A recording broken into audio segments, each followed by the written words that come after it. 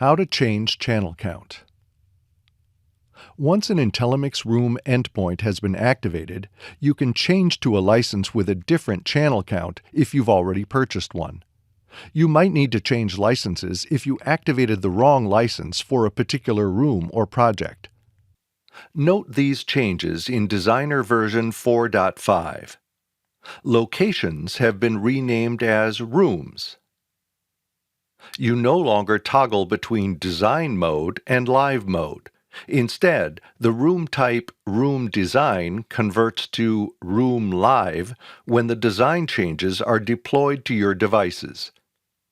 Finally, templates are replaced by the Save a Copy function for both types of rooms.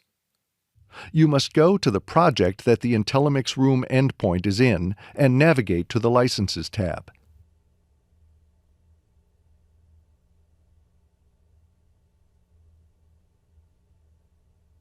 You can see in our example that this endpoint has been activated with a 16-channel license.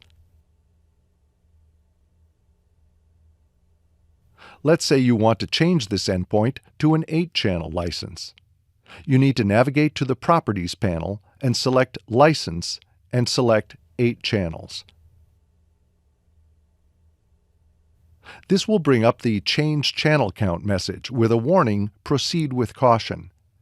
Changing the channel count erases all of your current audio settings and resets them to default values. After the reset, you must reactivate the installation from Licenses. Select Continue. This takes you back to the IntelliMix Room Installations in Shure screen. You can see that channel count has changed, but the endpoint has become unlicensed.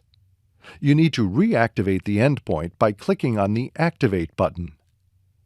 The Activation Pending message pops up. Click OK. Once the endpoint has internet access, it will activate the new license channel count, as long as there is an available purchased license in your account.